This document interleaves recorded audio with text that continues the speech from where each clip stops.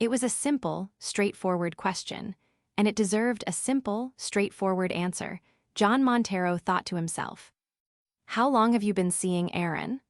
He practically whispered to his wife of 22 years, Tracy, as she entered the darkened kitchen before he surprised her by flipping on the lights. Tracy spluttered a non-reply, as halfway through she realized that John apparently knew a lot more than she realized. Getting caught in another lie wouldn't be smart, she knew. About 5 years, she whispered, eyes on the table. Does the whole department know? Yeah, she whispered again. Ah shit, you've been seeing this guy for 5 years and everybody knows except your dumbass husband. I guess it serves me right for trusting you so completely. Are there any others I should know about? Tracy's face expressed shock. John had never said an unkind word to her before, even when they were arguing. She could see the rage in his eyes and was thankful that John was not a violent man. Tracy's brain was swirling in all directions. When and how did John find out about Aaron?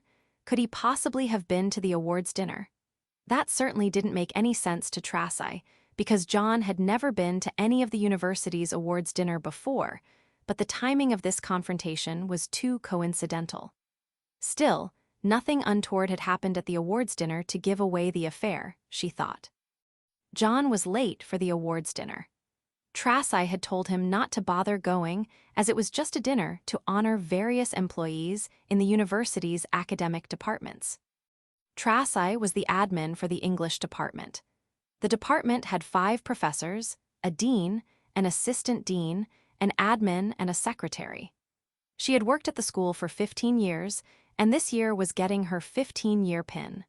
Her husband normally worked about an hour later on Fridays, so she knew he probably wouldn't even consider attending the event.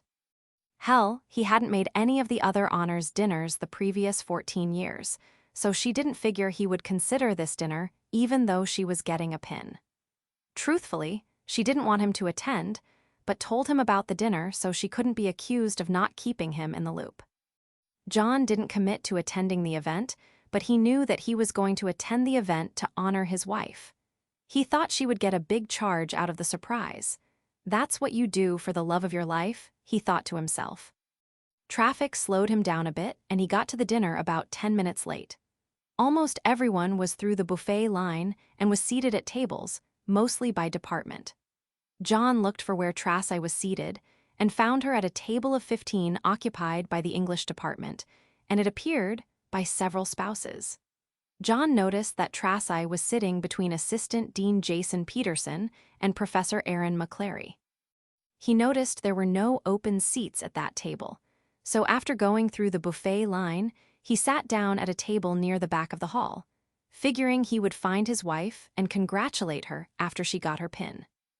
As John expected, the program was boring, but they finally got around to the English department. When they called his wife's name, she rose and went to get her pin from her dean, Dr. Stephen Engelberth.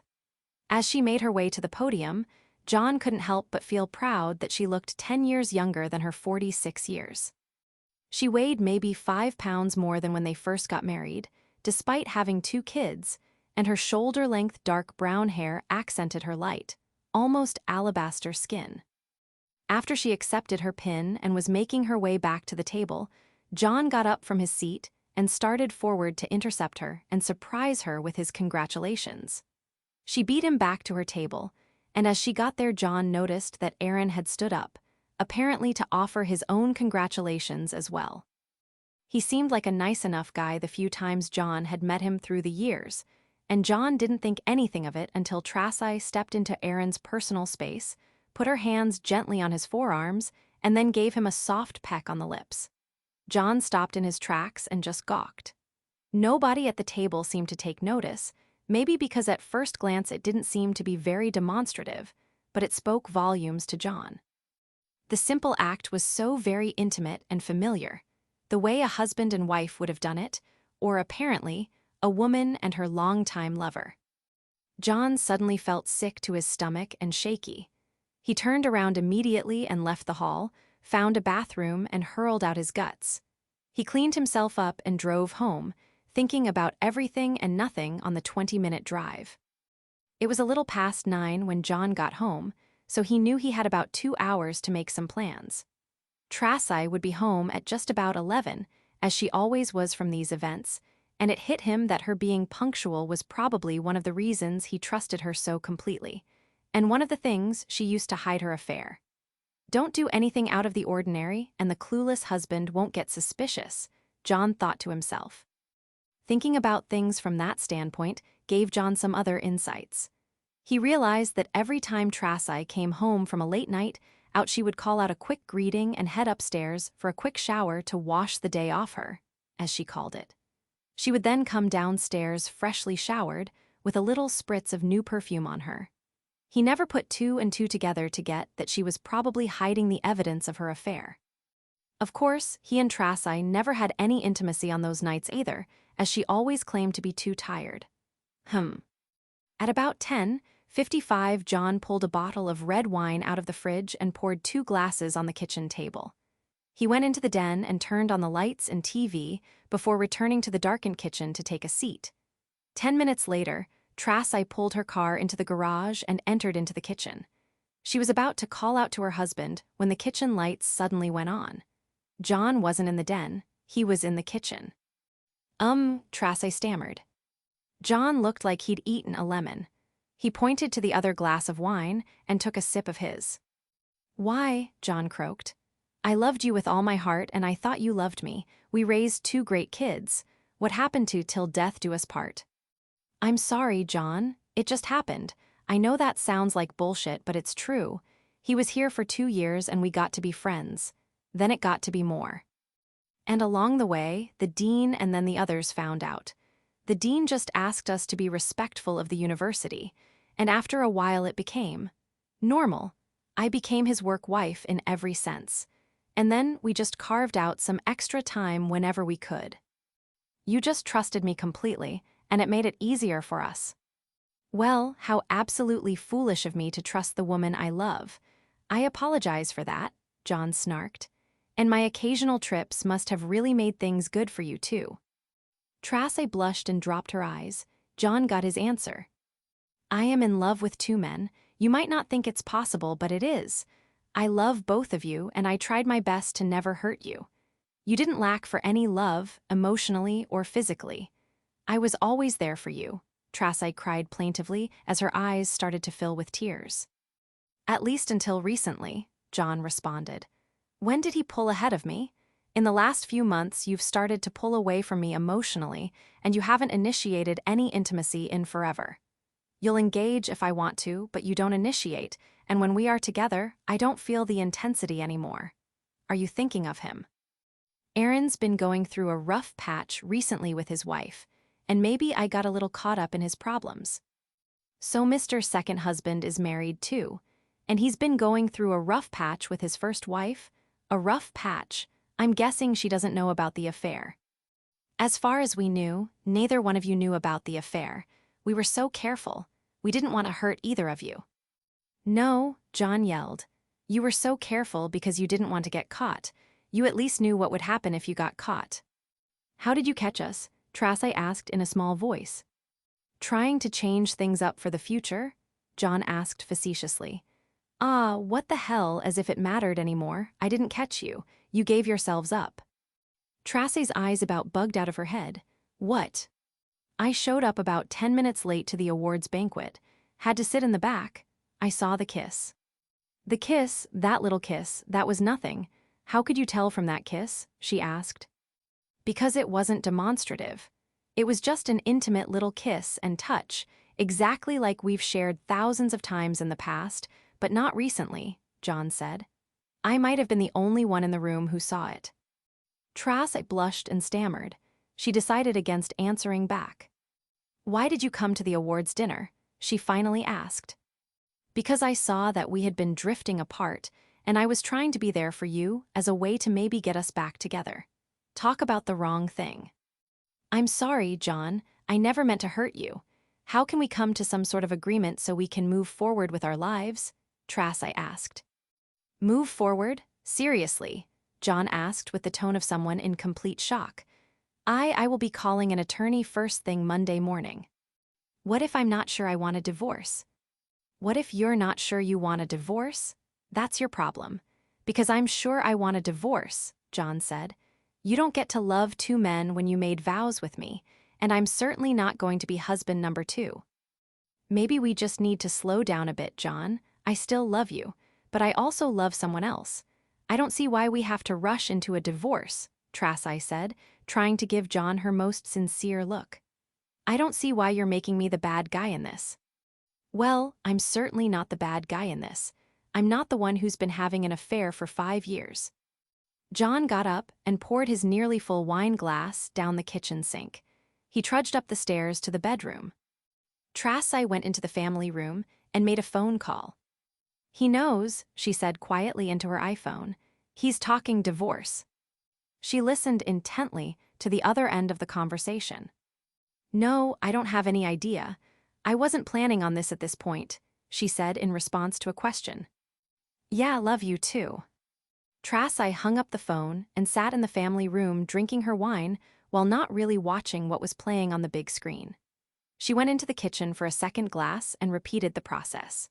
She truly loved Aaron, and while she didn't necessarily love John the way she had in the beginning, she believed she still had strong feelings for him. She thought back to what John had said about her pulling away recently and put her hands up along each side of her head. Thinking back, she could see that John was probably right. She had been more in sync with Aaron in recent weeks. She and Aaron had talked marriage several times in the last year, and Aaron and his wife of 17 years had been having difficulties in the last few months, although Aaron said he didn't think she had any inkling of the affair. John wasn't in the master bedroom when Trasai went upstairs. She saw the door to their oldest daughter's room was shut and figured John was making a statement. Their oldest was a junior at Michigan State, their youngest was a freshman at Ball State, and Trasai thought that the kids being at college was probably a good thing for the moment. John was mowing in the morning spring sunshine when Trasai finally awakened. She walked out onto the back deck of their home and watched him for a while, gesturing for him to come inside when he looked up at her. He vigorously shook his head and continued to mow. After a couple of minutes of standing on the deck, hands on hips, Trasai got into her car and drove off. John assumed she was headed to the grocery store as she usually did on Saturday, but he couldn't be sure and really didn't care. He had a lot on his mind. As soon as Trasai was out of sight, John went into the house to call his children and explain the situation to them. They both expressed shock at his announcement, but John explained that he had witnessed a kiss and Trasai had admitted her infidelity. You saw them kiss, and then Mom just admitted she was sleeping with this guy? Questioned the oldest, Katie. It wasn't so much the kiss, it was the way they kissed, just as if they had been doing it for years. It had that kind of familiar intimacy that a husband and wife have. She broke my heart. I'm sorry, Dad, I really am, Katie said. Trasai and John usually went out for dinner on Saturday night, but John had cleaned up and was gone by the time Trasai got back from the grocery store in the early afternoon. She wasn't totally surprised when he didn't come back by dinner time, but she knew it was out of character for him to be rude and not call. He finally walked in the house about 10:30, grunted in Trasai's direction and went upstairs, again going to his oldest child's room to sleep. John awoke to the smell of coffee brewing in the kitchen. He staggered downstairs hungover, with bloodshot eyes, and poured himself a cup of coffee. Seated at her end of the kitchen table, Trasai didn't say anything until John plopped down at the table. How about we act like a couple of adults now? Trasai asked somewhat smugly. That hasn't worked so well for me in the last few weeks, now has it? John responded just as smugly. Okay, John, we've been over this. I'm sorry it happened, but I still love you. I love both of you. Let's figure out how we can make this work for both of us. We can't make it work for both of us, John responded, because it doesn't work for me at all. You made vows in front of God and everybody that we would be faithful to each other forever. You broke those vows, those sacred vows, not to mention you broke my fucking heart. You and your paramour need to figure something out. I'm out of here. You can throw 22 years of marriage away just like that? Trasai screamed. I made a mistake, a mistake. No, once would have been a mistake, John said. This has been going on for years. You were living this. You wanted this. You've made your choice. The choice wasn't me. Now you can go to him and be his full time. But I don't want that, John, she said. I love you both, I truly do. Give me some time to figure this out for all of us. All, John shouted. There is no all, and certainly no US in this equation. John turned and walked away, heading into the main bathroom shower. When he got out and returned to the kitchen, Tracy was gone. She left a note taped to the bathroom door asking him not to do anything rash until they could talk again. Probably with that dickhead, John thought to himself. Tracy had indeed gone to see Aaron, but they were not involved in any intimacy. I guess this means that our plans just moved up, Aaron said. I wasn't really ready for that at this point, Aaron, Tracy admitted. I know we've discussed this, and I truly want this, but I still love him too, and I wasn't ready to let go at this point. We have history, kids. I've loved him for almost 25 years, and you just don't turn that off. John was admitting that very same thing to himself at his home. Although not overly emotional under normal circumstances, he couldn't stop the tears as they fell quickly. He threw a shot of Don Julio tequila down his throat, taking solace in the heat building in his stomach. He was sitting at the kitchen table, making a list of things he had to do personally in the next few days. He mirthlessly chuckled to himself that the children being out of the house made his plans easier. Fuck, he muttered. Monday morning, John asked his boss for some personal time. His boss, Stan, had known John for more than 15 years, and the only time John had ever asked for personal time was when his parents died. He knew something was very wrong in John's life. Of course, the fact that John looked like he hadn't slept in days might have given Stan a second hint. No problem with the time off, John, Stan said. Is there something I can help with? John hesitated, then broke down and told Stan the story. Shit, I'm real sorry, John. I've been married about as long as you have, so I don't have any good advice for you, except to ask if you've looked at all the options, including reconciliation. Have you asked yourself if you'd be better off with her or without her? I know it almost seems trite, but...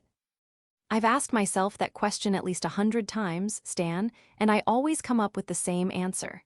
She basically had a second husband for 5 years, and they had discussed her leaving me for him.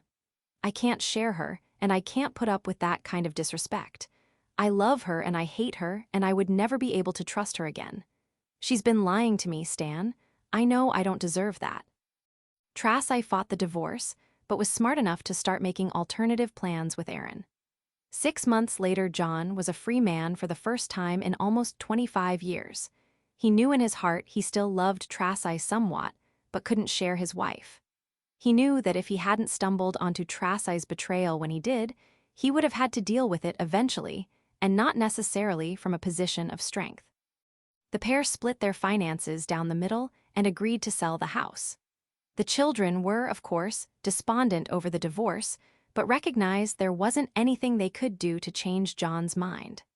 Only Tracy's parents seemed to have a problem with the divorce, repeatedly imploring John throughout the process to do more to try to save the marriage. John truly did love his in-laws and tried to let them down gently. She says she loves both of us. I'm not made that way, so I've made the choice for her, John said. While the divorce was going through the court, John agonized about telling Aaron's wife about her husband's long-term infidelity. He knew that telling Aaron's wife would reek of revenge, but he also knew that he would have wanted to have been told rather than be hung out to dry the way he was. On the day his divorce became final, John made the call to Aaron's wife and broke her heart. The McClarys were both about 5 years younger than the Monteros, and their 2 children were 15 and 12. John felt especially bad for the effect this would have on the McClary children. I really am sorry to have to be the bearer of bad news, but I couldn't in good conscience not tell you. I would have felt like I was lying to you as well, John told Aaron's wife, Letty. It only took 1 day to get a nastygram from John's newly stamped ex-wife. Wow, I bet you feel like a real big man, ruining Aaron's marriage like that, she screamed at John over the phone. Why in God's name would you think I would be a party to your deception of that innocent woman? John fired back. If you love each other that much, own it and be straight up with that woman. She never did anything to hurt you. To John's surprise, Tracy got quiet on the other end of the line. He heard a mumbled goodbye. While Tracy was his only relationship in the first 47 years of his life, and he hadn't been on a date in about 25 years, he was fully aware that his personal life might never be the same. What John didn't count on, however, was the number of single women over the age of 40, with the divorce rate topping 50%. Word traveled around John's workplace that he was now a free man, and single women from the ages of 25 to 65 made sure that John, who had always kept himself in good condition, knew they were available. On the few times he stopped off at a favorite watering hole, he didn't lack for company. It took a while, but John occasionally took advantage of the abundance of riches and started dating. Over time, the hole in John's soul healed and life returned to a more even keel. The McClarys' divorce didn't go near as smoothly as the Monteros, but 18 months later, Tracy and Aaron tied the knot. The two Montero children didn't warm up to Aaron and mostly stayed with John when they were home, while the McClary kids only stayed with Aaron and his new wife every other weekend. Tracy tried her best, but never really warmed up to Aaron's children. In time, that actually proved to be the smaller problem for the pair. While Tracy loved being Aaron's work wife, being his full-time wife seemed to wear thin after several months. Tracy wasn't sure if the problem was just missing John, overexposure to Aaron, or the fact that she really did need the variety of two men. No matter the cause, 3 years later the pair divorced. At 52, John was still in good shape, although his dark brown hair was streaked with gray.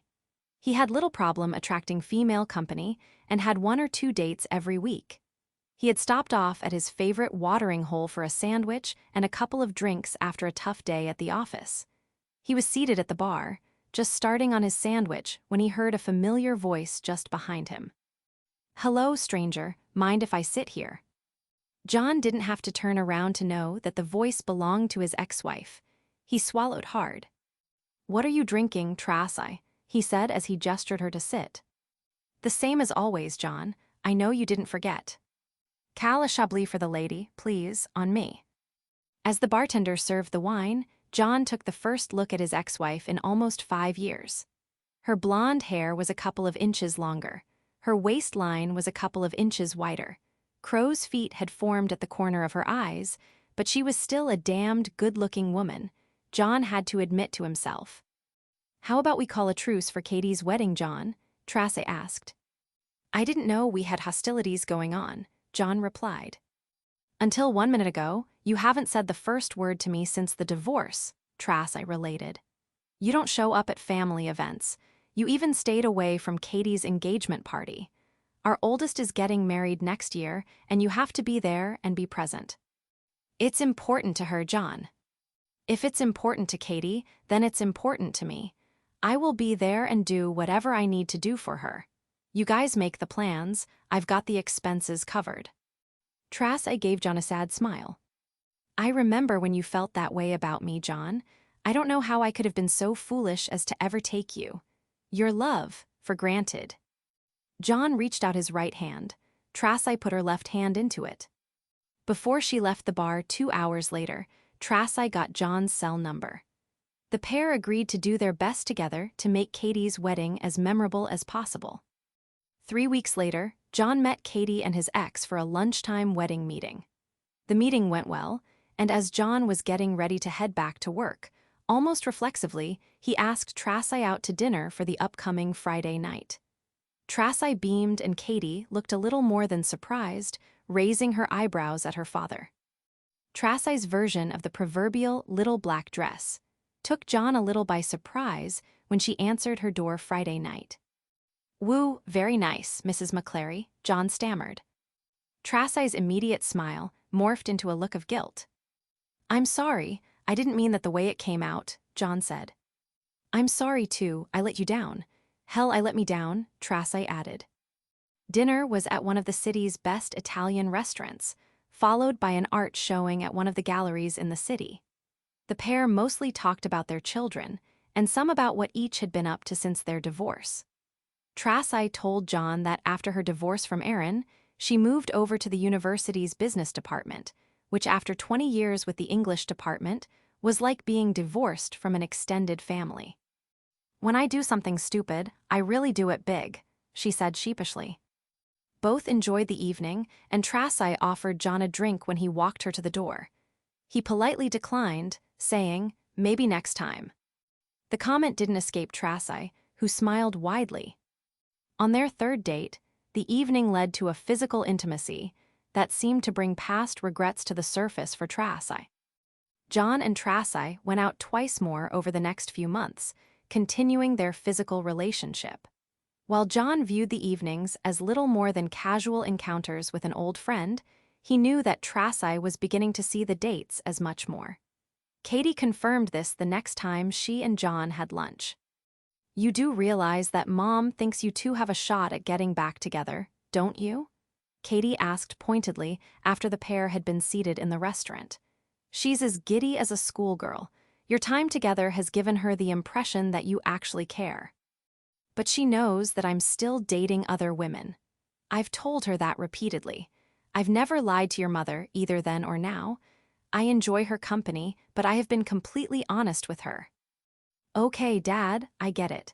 But this is the woman who thought she could have two husbands and that you'd go for it. She's already shown that she might not have the best judgment when it comes to her relationships." "Message received, babe, I'll back off." Tracy hinted at being asked out several times over the next few months, but John kept his promise to Katie, in part because he found the woman with whom he wanted to spend the rest of his life. To be truthful, she found him, sending him sprawling at the local supermarket one Saturday when she hit him with her shopping cart. "What the?" John cried as he fell to the floor at the local Kroger store after being hit by another cart. John looked up to see a tall, thin blonde woman about 50 years old with her hand in front of her open mouth looking down at him. "Oh, my lord, I am so sorry," the angular blonde said. "I was looking for some saffron while I was still pushing the cart, and I wasn't watching." John practically bounced up off the floor. "Hey, no harm, no foul," he practically yelled. "I'm good." Green eyes started to tear up as John spoke. Without thinking, he scanned the woman's left hand for signs of a ring. He smiled to himself when he saw the hand was free of jewelry. "Some guys will do anything to meet a pretty woman. I'm one of them. I'll admit to being shameless," John said. She dried those green eyes with her sleeve and came back grinning broadly. "Hello, shameless, I'm Rhonda. Rhonda Shires, actually." Rhonda turned out to be a 50-year-old who divorced her husband of 20 years for cheating 10 years previously. She had been dating off and on, but hadn't been in a serious relationship since the divorce. While she felt bad after running into John, she quickly admitted to herself that it might have been the best thing she had done in some time. "He's a hunk," she thought to herself as John bounced up. John and Rhonda had their first date a week later. The date was supposed to have been dinner and a movie, but the pair was having such a good time talking they ditched the movie idea and went to a quiet bar for some drinks, dessert, and more talk. That first date led to a half-dozen more, and the pair grew much closer by the fourth date. Their intimacy left Rhonda feeling deeply cared for and completely happy. Unless this guy's Jack the Ripper, why would any woman have turned this guy loose? Rhonda asked herself as she drifted off to sleep in John's arms. John asked Rhonda to be his date to Katie's wedding 3 months later. Trace admitted to Katie that she was hoping John would take her as his date. The wedding went off without a hitch. The bride was beautiful and both of her parents were incredibly proud. Sitting at the family table, with Rhonda, Trace, and Katie's godparents, Robert and Sil Morton, John was the perfect host, making sure the conversation and laughter, along with the champagne, flowed all night. He also made sure to dance with all 3 women at the table several times during the evening. It was late into the reception when John and Rhonda came off the dance floor hand in hand, as usual, before Rhonda excused herself to visit the restroom. Before she left, she leaned in close to John, whispered something into his ear while touching his cheek and gave him a peck on the lips. Rhonda's eyes glowed as she moved off, and John's were glowing as he sat down, Tracy noticed. I really hate to be the one to say this, but you need to put a ring on that woman's finger, John, Tracy said, as the Mortons, old family friends, looked on with smiles on their faces. I once had a wise old acquaintance tell me that the devil was in the details. Love is not in the kisses hot enough to melt steel, it's in the comfortable, soft ones. It's in the little touches of the fingers, the soft caresses. A few months ago when we dated several times, I thought I had a chance to win you back, but upon further reflection after those dates, I noticed that we never touched softly like we did when we were married. I realized then that our relationship was never going to be special again. But as I watch you and Rhonda, I see exactly what my friend was referring to. The little touches, the little intimate kiss. She loves you, John, and you love her. Put a ring on her finger, John, and ride off into the sunset with her. You will have my best wishes, and everybody else's, too. As Tracy finished talking, Robert was filling everyone's champagne glasses. To John and Rhonda and riding off into the sunset, he toasted. As Rhonda approached the table, John rose and gave her a peck on her lips. If I might be so bold, he said loud enough for the entire table to hear, I'd like to ask the future Mrs. Montero for this next dance.